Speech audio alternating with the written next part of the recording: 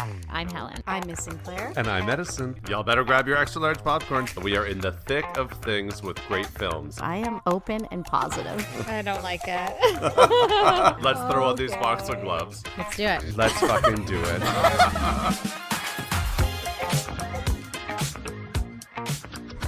Welcome to Talk Movie to Me, a weekly podcast where we do a deep dive on a new release that's just hit theaters or streaming.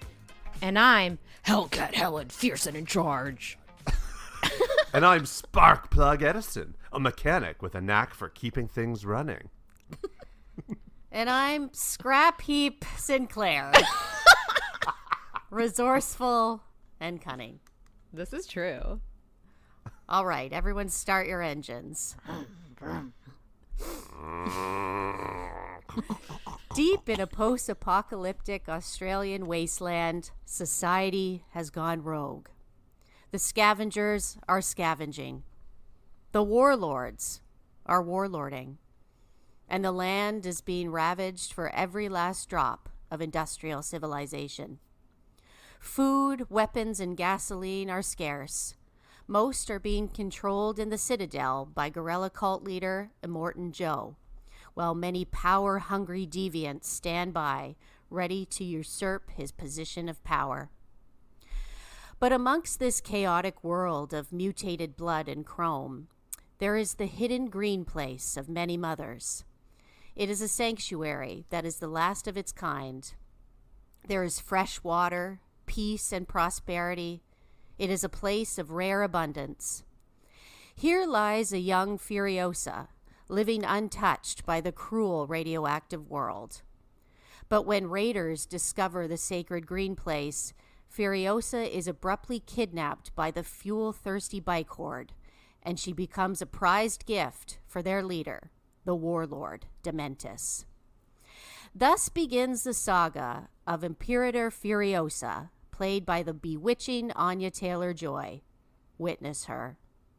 We follow her journey through the unforgiving desert as a daughter slave of Dementus, played by Chris Hemsworth, to a lieutenant of the fanatical army of Immortan Joe, to a woman grown with steel on her limbs, blood on her back, and vengeance on her mind.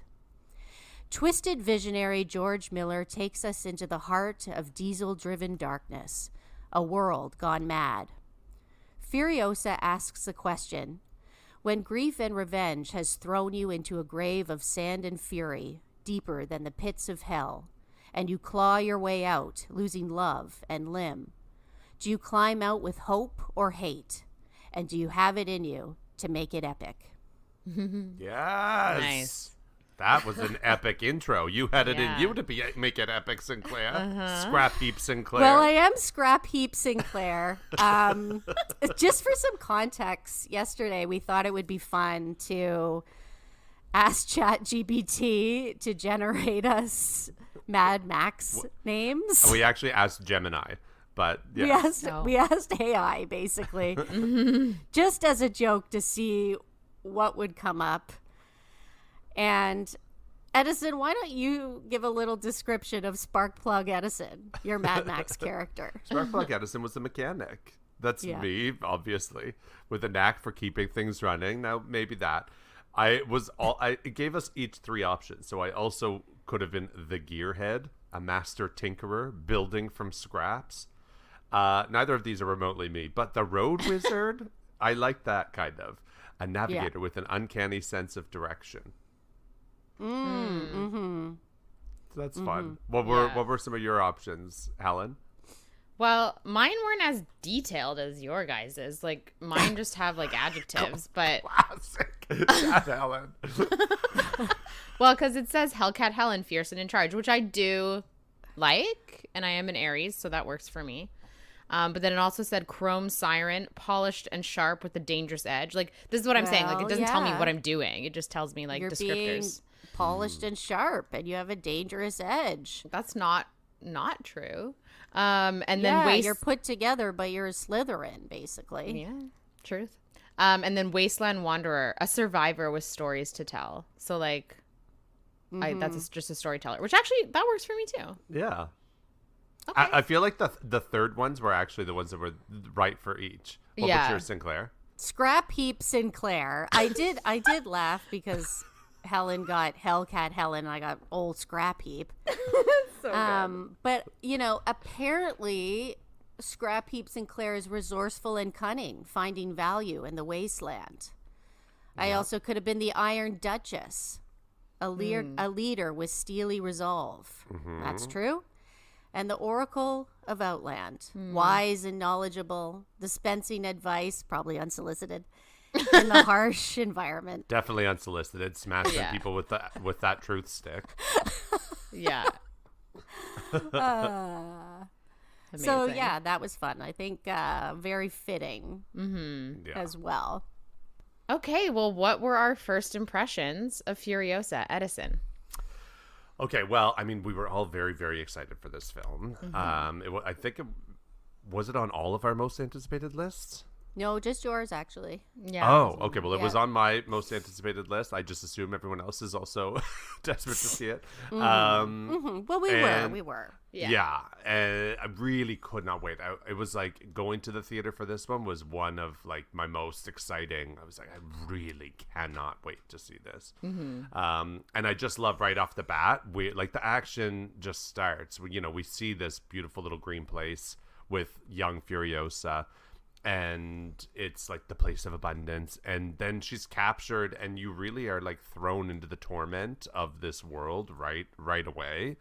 And I actually really liked how this began. I liked that it gave us so much sort of context as to who Furiosa is and her experience as a kid. So I was really into this from the get-go. Yeah. What about you, Sinclair? Well, I saw this a Sunday matinee in Theater 8, so not Epic. I saw it in the IMAX. Yeah, I know. And when I bought the ticket, I didn't realize that it was Theater 8. I really think that it should say, because I would have wanted a different theater for that bigger screen. It's just, I don't know, it just didn't feel screen like is so small. Those chairs are not comfortable. No, it just didn't feel epic. Theater 8. So I mean, there was that, but really I was very pumped for this to the point where I couldn't wait. I had to go on a Sunday matinee. I had to just get in there right away. But, I also went on a Sunday matinee, actually. Okay, well, then you got a better theater, and that's fine. We've established that. So we see young Furiosa, and I did think in my head, it would be really funny if they had cast the actress that had just played young Beth Harmon from Queen's Gambit. Because I do find that they look similar. But this also starts with title cards, so I thought, Helen is not going to like that. And she's going to pretend like title cards don't bother her, even though historically on the podcast you complain about title cards every single time. Yeah, title cards, they didn't bother me that much in this one, but I couldn't tell you what they said in retrospect. Like, I would have to see it again for them to make sense to me. Like, I feel like title cards only make sense upon a second watch. Then they just sort of take me out of it and confuse me. But I mean, this movie starts with some voiceover saying like 911, what's your emergency? And then talking about like the earth heating up and sort of taking us through how the world got to this point. And it definitely made me feel like, fuck. Yeah. Like, this is what's coming. Societal collapse. So that was like a bit scary. And then we do get like that beautiful image of like a history man in black and white in the desert, which I really liked. And then I did actually go back and watch a lot of Fury Road yesterday. And that movie starts off in a similar way, actually. Like, we get voiceover giving us some context, and then we get like the trees blowing in black and white in the desert. And I hadn't remembered that that's how that started. So it's kind of nice to get those like bookends or that parallel between both movies. Yeah. Well, why don't we jump into storytelling? I think that's a natural segue because we can't really talk about this film as it's not an island. It exists within this whole world of the Mad Max. So why don't you tell us a little about that, Sinclair?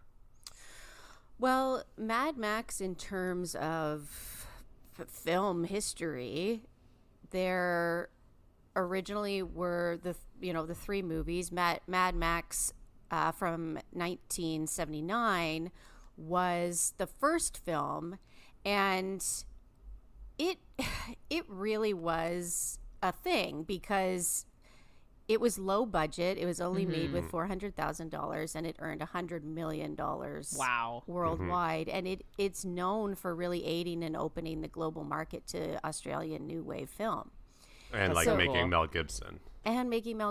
And this led to Mad Max 2: The Road Warrior in 1981, which is one of my favorites.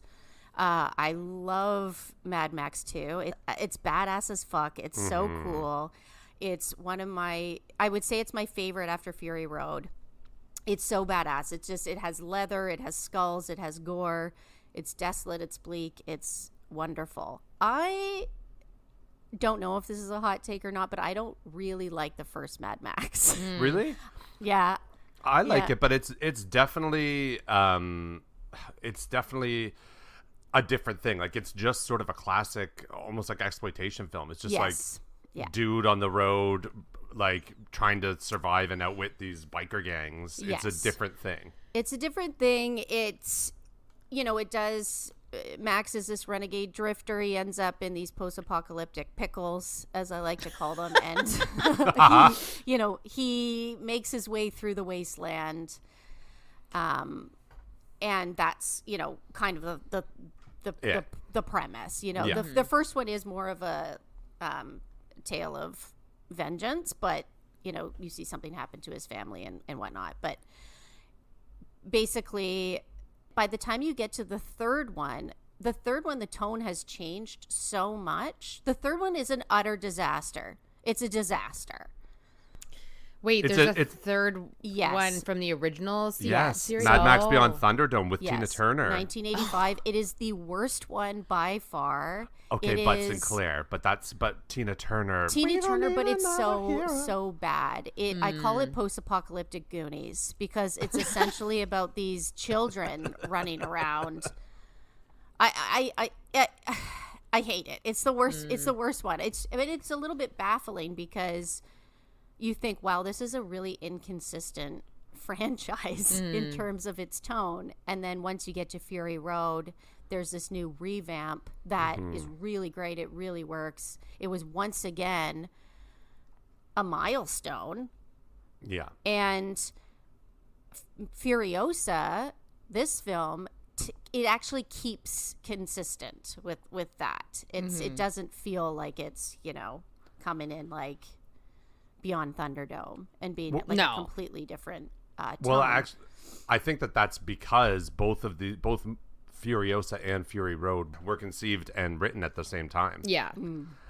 So that makes sense. And actually, when Charlize Theron was cast for Fury Road to play Furiosa, she read the script, and so did everyone. So did Tom Hardy, and the cast and crew. They all read the script for the film Furiosa as well to understand the sort of story of the background of this character and of these characters in this world.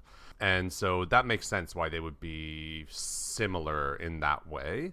We all saw Fury Road. Fury Road's a great film. I think part of why we loved it and why everyone loved it was that it was like a surprise. No one was expecting this Mad Max film to come out of nowhere and actually be excellent. well, like and 30 years later. Yeah, and be insanely fucking epic. And then for Charlize Theron to just have this instantly iconic character. Yeah. And of course, she really wanted to play Furiosa. Actually, she tried to convince George Miller to shoot Furiosa first, but Warner Brothers would only approve funding for one of them, and they approved it for Fury Road, which is shitty, probably because it was more of a Mad Max film. So Charlize Theron wanted this part, and she wanted it for this film too, but unfortunately, it didn't pan out. I mean, we'll talk about Anya Taylor-Joy's interpretation of this character later in performances, but essentially what happened was, what George Miller said was that the de-aging technique that they would need to use to tell Furiosa's earlier years wasn't working. He didn't like it in The Irishman. He didn't like it in Gemini Man, and he didn't want to do that with Charlize. And I know that she was gutted in an interview in The Hollywood Reporter. Charlize Theron said that she wished she could have done it. It was a little heartbreaking for sure. I really loved that character. But, quote, if he feels like he has to go about it this way, then I trust him in that manner. So it's like no bad blood, but it's gotta sting. Because that's like, you know, that's gotta hurt. But also the de-aging problem, too. It's like, yeah, you might not like it in The Irishman because they're de-aging like an 80-year-old. Robert De Niro. True. Like, True. Charlize Theron still looks amazing. Like, how much de-aging do you need to do? Also, half her face is covered all the time, too. If it's not covered by, you know, a cloth because of the sand, it's the top half of her face that's covered in black tar. Yeah. So I don't know. I don't know how, you know. Yeah, you know, it was 2015, but I just don't think it's comparable to, like, de-aging De Niro. Right.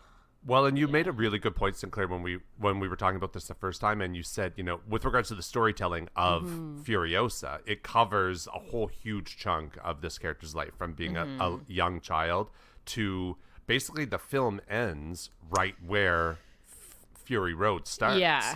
And that I was not expecting. No, and me that, neither.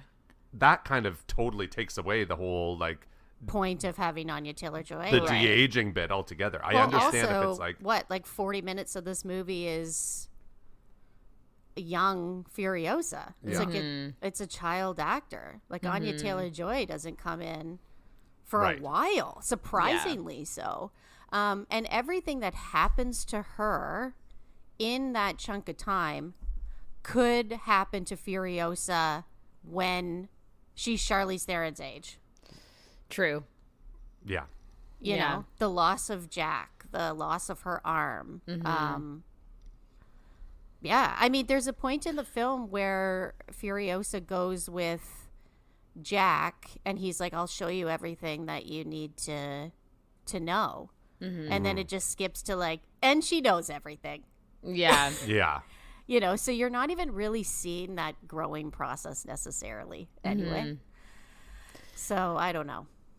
Well, to segue away from the casting conversation, I will say that in terms of storytelling, something I appreciated about Furiosa is that we understand her struggle, but we don't have to see any sort of, like, sexual assault happening in this movie. I really appreciated that because I was afraid. I was like, oh God, is there going to be like some awful like rape scenes or something that we have to sit through? And I was really happy that that was not present at all. Because we can understand, like, we know what women in this world are going through. We don't need to see it. Yeah.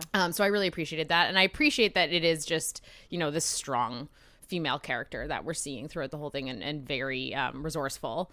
One thing that was kind of missing for me in comparison to Fury Road is the epic music and the like energy that we get of the like guitar playing in the drums. Yeah, the metal. The metal, yeah. There was, unless I missed it, there was nothing like that in this, which really drove, pun intended, Fury Road for me. Like, I found that like so much fun in that movie, and I would have liked to see something like that in Furiosa.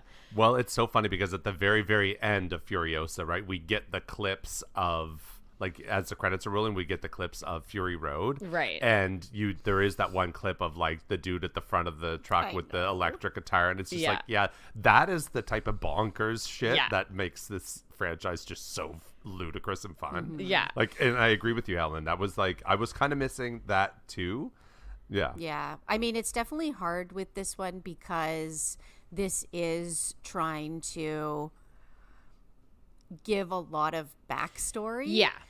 Which is fine, but you have Fury Road just being straight action. Yeah. Yeah. For the entirety of the film, where, you know, this is going back in time. It has way more scenes of characters talking. I mean, our main character, Furiosa, doesn't do a lot of talking. Like Mad Max she has also like do a 30 lot of lines talking. in the entire film. But Chris Hemsworth does a lot of talking. Very verbose. Yeah. Yeah, so there's a lot of that just don't require that score and don't require action. not to say that I, didn't enjoy this. I actually really did enjoy, because Furiosa is such a great character, I did enjoy seeing her past, and I did enjoy being immersed in this world, whether the energy is high or if it's not. So I did agree. too. I did too. I really liked Furiosa. It's just funny because then when I went back and started watching Fury Road yesterday, I was like, oh, the energy's just different. Like Fury Road is so punchy. Yeah. Furiosa isn't, and that's okay. They're different movies, but like there is the climax of Furiosa is Fury Road. Right. And that also probably is part of why Warner Brothers wanted to greenlight that film first, because it is the more like tight story in that way. Yeah. But I also really liked it. I loved learning about Furiosa's past. And do you know what I also really appreciated about this film was the introduction of Dementis as a character. I think having two villains, you can't have. We already know Immortan Joe, and Immortan Joe is also a great character. This sort of like deity of a villain, and so they needed to make Dementis different. And I loved that character. He represents this concept of like revenge, right? The eye for an eye. Dementis murdered Furiosa's mother. He murdered Praetorian Jack, the one person in the world who seemed to have her back and care about her. This is a revenge film too, as much as it's any other genre. But I like how it complicated things by making Dementis actually this sort of like excellent, nuanced villain who is somehow fun and charming at times while also being like a total monster. And his speech about how they're the same, and what you talked about in your opening there, Sinclair, about they both lost their families, but how they're driven not by hope but by hate. And when he realizes who she is at the end, and he says, "You fabulous thing, you crawled out of a pitiless grave deeper than hell. Only one thing that's going to do that for you: not hope, hate. No shame in hate. It's one of the greatest forces of nature." Right. And this is brilliant. I love this because it does force the audience to think about revenge and retribution, to think about what is gained and what is lost. He says to her, "I can't give you back what you lost. No matter what you do to me, it won't fill that hole." Yeah. And you think Furiosa will maybe have mercy, will maybe let him go or just leave and let the sands take him. But no, then we finally get to see what happens to him and what she does with that seed that she's been carrying around for the whole film. And like I loved it. I thought that was a really smart storytelling thing to have this, introduce a new villain who's actually really complex and interesting. Yeah. And you do need a character like that in films like this sometimes, because you have these really steely, stoic main characters that are characters of a few words, and then you have this character of Dementis who is really like spouting to us the philosophies of the wasteland, and what is vengeance, what drives us. He's the voice of the philosophy of the movie. Do we want to jump into performances? Yeah. Well, we're on Dementis. But let's start with Anya Taylor-Joy, of course, as Furiosa. So, we spent a significant chunk talking about Charlize Theron and how epic she made it. With all of that being said, and still saying, like, I wish that I had a Charlize Theron standalone Furiosa film, I will also say I thought Anya Taylor-Joy was absolutely spellbinding, magnificent in this film. I like, Helen, you often talk about eye acting. I mean, she had 30 lines in the whole film. It was all eye acting. Yeah. And like physicality, and her face, she just has such an expressive face.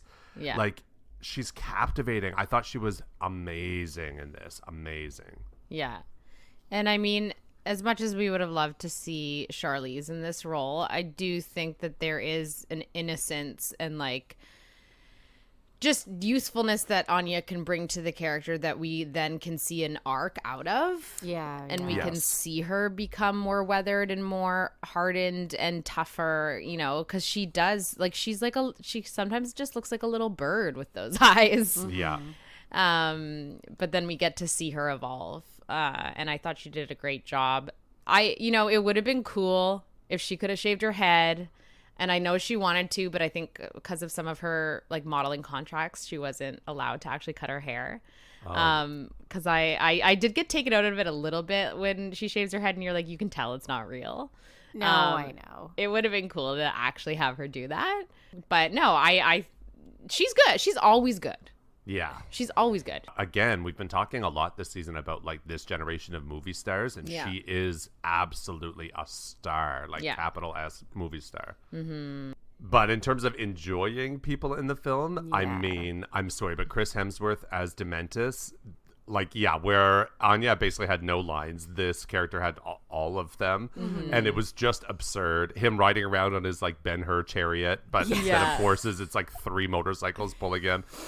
I thought like right up with Thor Ragnarok as his best performance ever, and maybe better than that. Like, he was living, and I fucking just thought it was so fun. Yeah. Mm-hmm. It's a campy character. Yeah. Yes. But these films are, you know, they're serious at times, but I mean, you have characters called Rictus, Erectus, and Scrotus. I know. You know, you have these characters where you look over and they're in full garment, but then just the nipple area are cut out. Twisting his nipples as he's talking on the mic. It was so creepy. You know, this is camp. Absolutely. Yeah. And I think he really brought that. Yeah, and it's such a like cult leader vibes. Yes. Yeah. You know, I'm like, oh, you're, especially when we see him in the beginning and he's more like pure, all in white, and you know, I'm like, oh, with you that are a teddy cult bear. leader. And he's fucking charismatic. Like, You have to be. He's been able to hold the screen with a specific charisma right since he was in the Star Trek film. I remember seeing him there where he played Chris Pine's father, and I was like, man, this guy is like huge. He was amazing. And then obviously as Thor and the rest, but like, I'm really happy for him to get this role. I know it's tough for these Marvel stars who like weren't stars before, like Scarlett Johansson or whatever, to kind of break out. It can be really difficult, but I love seeing this. Yeah. Well, he also just brings the Australia. Yeah. Too. He has the most old-timey Australian accent that I was reading, that he didn't want it to be too modern. He wanted it to sound like, you know, an Australian grandfather. I love that. Yeah. Yeah. But he's so funny, and you do forget how funny Chris Hemsworth is, and then he comes on screen and starts at the part where he has his the nipple piercings pulled out, and then later he's just like, oh, I'm still enjoying the pleasure. Yeah. It's lines like that where I was cackling. I thought he was just so funny. He's such a scene stealer. And I honestly wouldn't be surprised if there's going to be a Dementus prequel. That'd be cool. 100%. Totally. That would be wild. Yeah. Find out the backstory to that teddy bear. Yeah. Yes. Yeah. And also quick shout out to Lila Brown as well, who played young Furiosa. I mean, that's a lot of pressure to step into too, and I thought that she was great. She me too. embodied that like tough, like wild child kind of vibe. But I also thought that, I just thought that she was really, really excellent. She had a lot to carry, actually. It was like 40 minutes of the film, and most of the bad shit is happening to her. And I thought she was excellent. Yeah. Well, let's get into technical. This is a very technical movie. Yeah, like the action sequences. That is something that Mad Max films are all known for, of course, the chase scenes specifically. And there's the one main chase scene in this one in the section called the Stowaway. This is where she's underneath Praetorian Jack's rig. And the Raiders, led by the Octoboss, again, another campy name, who had splintered from Dementus' group, they're trying to capture the war rig and its load. This scene was fucking epic. And I actually, do you know, I didn't see this on a Sunday matinee. I saw it on Saturday matinee. So it was right after the opening. And the theater was packed. And the bit, like, it was a reactive theater as well, and so there's like this one little bit when the Raiders are like skiing on the sand, and then they launch a parachute and go shooting up into the sky, into the air. Literally, like, people were applauding and like laughing and giddy, like, laughter. I gasped in that moment audibly. It was I was so like, fucking cool. That was really fucking cool. Like, Yes. I was not expecting the parachutes. I thought, that really impressed me. And it's a great way to take it up a notch because in Fury Road, you know, you can think about those the scenes where they're on the sort of long bendy poles, like coming in and like pulling people out of trucks and stuff. So it's like, okay, well, how do we take that idea to the next level? And I felt like they just did it. Like that sequence was so good. It was really good. Well, and I think that's what's really fun about these movies is that it's not like you're just watching a run-of-the-mill action movie. Like the characters in this world, they need ingenuity, right? Yes. Like they need to figure out how to take the scraps of this world and create weapons out of them, and that's fun to watch. Mad Max is an art film. Yeah. You know, this is like a real vision. That's what I think separates this from action, like just a regular run-of-the-mill action film. This is a visionary, and this is art house in a lot of ways. It's in completely its spirit, absurd it is for sure. and bizarre. Especially the costuming, like Jenny Bevan, amazing. Like there's something to look at in terms of how the characters are dressed. Like even sometimes it could be distracting in a wonderful way where a main character is talking and then you look in the background and you see this weird character wearing the strangest little thing. The skulls, how outfits are put together from, you know, different materials and scraps. It's such a vision. It's eye candy. There's never not something to look at.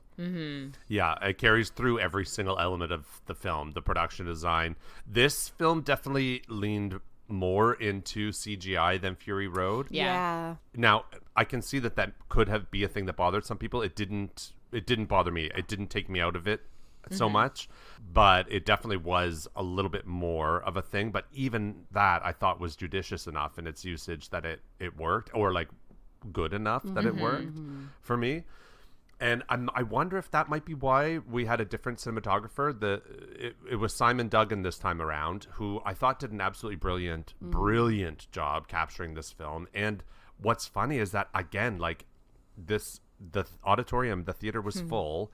And when the credits started to roll and the cinematographer came up, literally like 40 people, everybody started applauding. I love that. Yeah, so John Seal did Fury Road, and he didn't come back for this because he's too old. He's just too old. Okay. And I can't imagine this is like a walk in the park. Yeah. Oh my God! To be a director of photography He's on this just- film, it's a big ass friggin' project. Totally. Yeah. Didn't have it in him to make it Well, epic. That's fair. No, just 8 years old. Yeah. Okay, well, what is the last word on Furiosa? I really enjoyed this. It would be fun to do a back-to-back viewing, Furiosa then Fury Road. And this world, like you said, is so rich. There's a lot to explore, and it's fun. You know, like we were saying, like the ingenuity of what it takes to exist in this world is just really fun to watch. So I'm here for more Mad Max style films. Sinclair? Yeah, I thought this was great. I had such a fun time watching this. I never would not want to watch this world. I do think this film could have been 20 minutes shorter, though, for sure. I think there definitely could have been less of young Furiosa just to tighten this up a little bit, for sure. But no, I think this is great. And, you know, even with the Mad Max movies, the ones that I don't think are great, it's still an experience. Like every one of these movies that he does is a true experience. Edison? Yeah, I absolutely loved this film. I loved watching it. It was like just such a fun experience. Like this is why I go to the cinema, and seeing it in the IMAX, it's like this is just so fucking epic. I just loved it. I appreciated everything about it, the creativity, all the things that we talked about. The thing that I also really like about it, which is interesting, is it's like really these films are about like hope. They're as a survival tool, kind of. Right. Hope and redemption exists in these films. They're not easily found. This world is harsh. It's unforgiving. Yeah. But these characters aren't just motivated to survive. They're trying to fight for a better tomorrow. Yeah. She's trying to get back to this green place. That's the essence of hope. And when shit hits the fan, which of course it does often and brutally in this post-apocalyptic world, hope is what keeps them going. And I just like that message right now. Yeah, that's nice. All right, well, this has been another episode of Talk Movie to Me. If you would like to get in touch with us, our email is talkmovietome@gmail.com. Follow us on Instagram at talkmovietome. Rate and review us wherever you get your podcasts. And season 7 episodes are on YouTube at Talk Movie to Me podcast. This is also our last official episode of season 7, but we might pop back in with a couple one-off episodes throughout the summer if there's something we really want to talk about. Yeah. There's some that we just can't. We just can't can't resist. not. Yeah. I'm Hellcat Helen. And I'm Scrapheap Sinclair. And I'm Sparkplug Edison. It should have been Sparkplug Skinner. I'm Sparkplug Skinner. That's not what was generated, so sorry. Although if your name was Sparkplug Skinner, I would just immediately think that you skin people alive. Yeah, ooh, but that's cool. You gotta Classic do what it Sinclair. takes in the wasteland. True? Yeah. Bye.